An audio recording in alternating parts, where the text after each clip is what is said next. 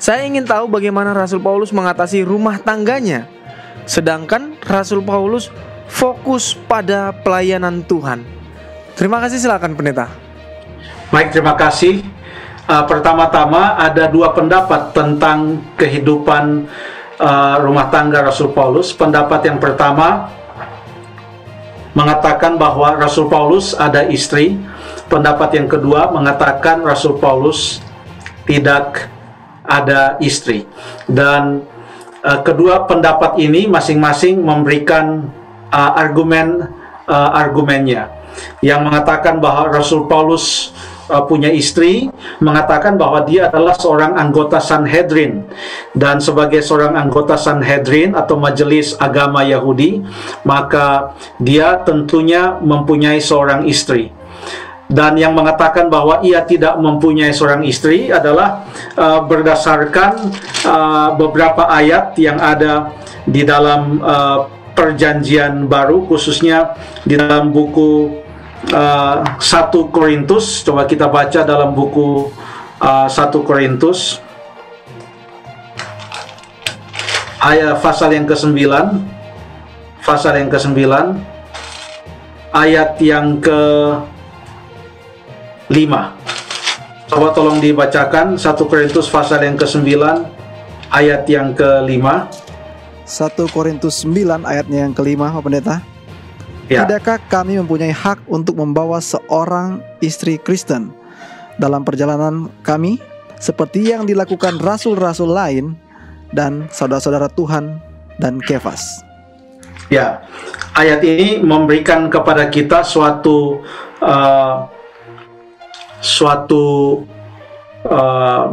petunjuk bahwa Petrus ada istri, Kefas di situ. Lalu ada rasul-rasul lain juga ada istri, tetapi Paulus tidak ada istri. Ini pun ada dua pendapat. Apakah dia pernah punya istri dan tidak ada istri lagi, atau karena istrinya meninggal dunia, atau karena dia memang betul-betul tidak pernah menikah. Walaupun dia katakan dia punya hak, sebenarnya kalau mau dia juga bisa menikah. Jadi itu yang perlu kita pertimbangkan di dalam menjawab akan pertanyaan ini. Jadi kurang tidak terlalu banyak data-data di dalam Alkitab yang menggambarkan tentang rumah tangga Paulus. Kalau dia adalah kepala rumah tangga, ada istri atau anak-anak, tidak banyak yang dinyatakan di sini. Tetapi pekerjaan dari Rasul Paulus sungguh luar biasa.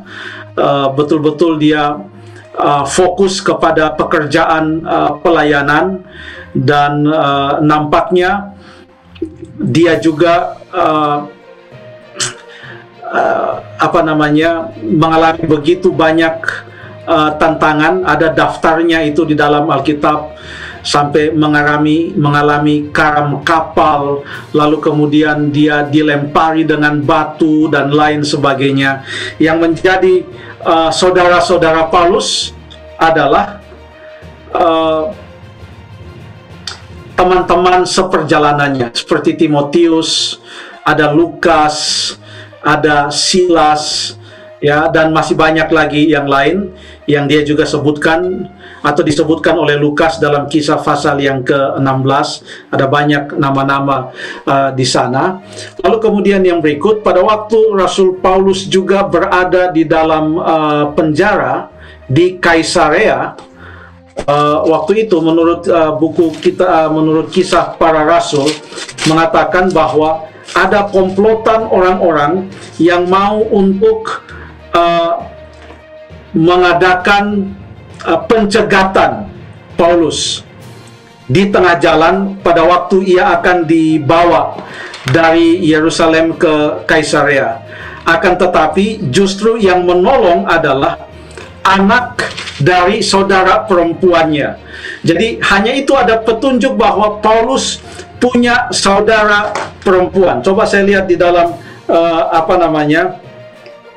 di dalam Alkitab ada ayat yang mengatakan bahwa Paulus punya saudara perempuan.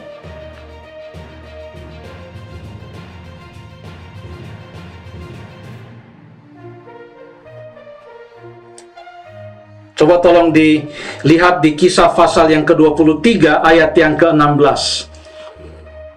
Ya, di mana di situ ada komplotan orang-orang Yahudi yang mau mengadakan pencegatan dan mau membunuh Paulus sebelum Paulus tiba dan dihadapkan ke mahkamah agama.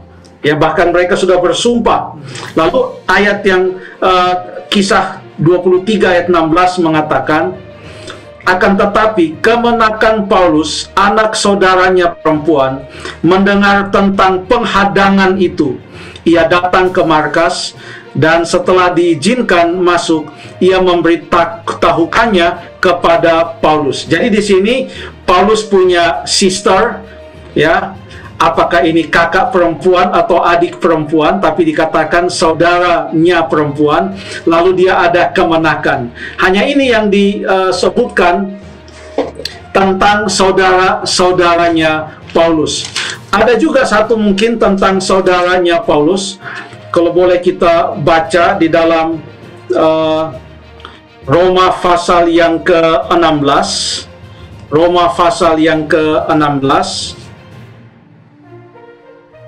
Pada waktu ia menitip salam, ayat yang ke-13, Roma 16 ayat 13, salam kepada Rufus, orang pilihan dalam Tuhan, dan salam juga kepada ibunya, yang bagiku adalah juga ibu. Ini bukan berarti bahwa Paulus dan Rufus itu kakak adik, tetapi sangat dekatnya Paulus dengan keluarganya Rufus dan ibunya, sehingga ibunya Rufus ini juga dianggap oleh Paulus sebagai ibunya. Jadi di sini ada orang yang ia anggap ibu, ada saudara perempuannya, ada kemenakannya. Lalu kemudian dalam 1 Korintus 9 ayat 5 mengatakan, ia tidak membawa istri dalam perjalanan-perjalanannya seperti yang dilakukan oleh Kefas dan rasul-rasul lainnya. Ini memberikan petunjuk-petunjuk bahwa nampaknya kalaupun ia pernah berkeluarga, tetapi di dalam pelayanan yang dilakukannya pada saat itu, ia tidak bersama-sama dengan istrinya. Saya tidak bisa menduga apa yang terjadi, tapi Rasul Paulus menentang perceraian, jadi tidak mungkin ia menceraikan istrinya. Kalau ia tidak bersama-sama dengan istrinya, kemungkinan yang paling besar adalah mungkin istrinya sudah meninggal. Tapi itu semua adalah kemungkinan, ya, dalam kerangka prinsip firman Tuhan. Tetapi sejauh daripada itu tidak bisa kita menebak. Lalu kemudian yang berikut yang sangat support terhadap Paulus, kalau kita baca di dalam Filipi pasal yang keempat adalah, kalau ada jemaat yang paling suportif kepada Paulus adalah jemaat Filipi. Kenapa demikian? Coba kita buka dalam Filipi pasal yang keempat. Filipi pasal yang keempat,